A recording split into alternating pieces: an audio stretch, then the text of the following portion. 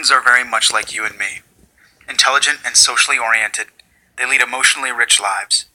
In natural habitats, they are inquisitive, curious, and playful, and develop strong social communities. They love to run, roost, and dust bathe. And of course, mother hens are extraordinarily protective of their chicks. Here is the life story of one of those hens.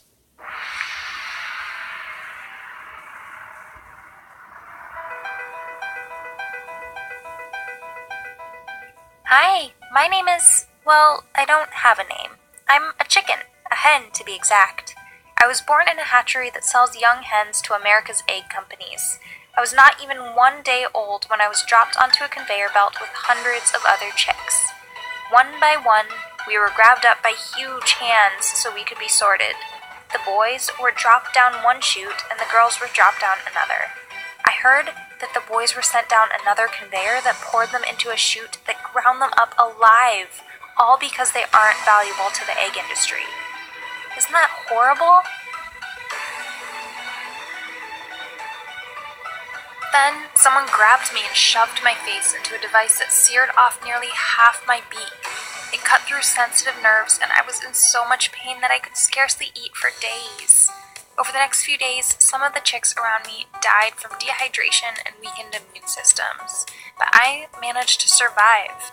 I thought I was a lucky one. I was then thrown into something that they call a rearing cage, where they wait for us chicks to grow up. Instead of running outdoors or dust bathing, I grew up standing in the dark amid muck. After a few months, I was put in a crate and trucked to a factory farm.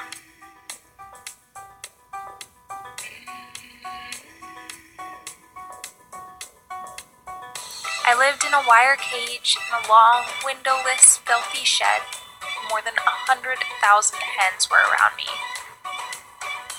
My feathers wore away, and I suffered constant scrapes and bruises. We were all so tightly crammed together that we had no choice but to urinate and defecate onto one another.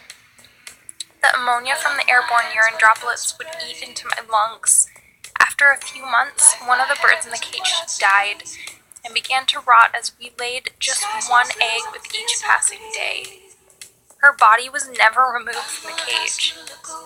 Yet somehow, I survived. And again, I thought I was a lucky one. But I couldn't have been more wrong.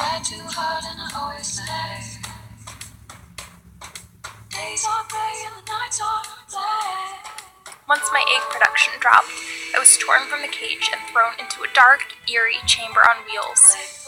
And that brings me to now.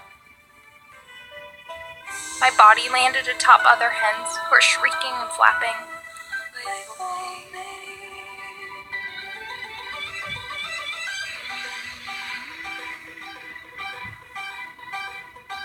Gas is entering the chamber.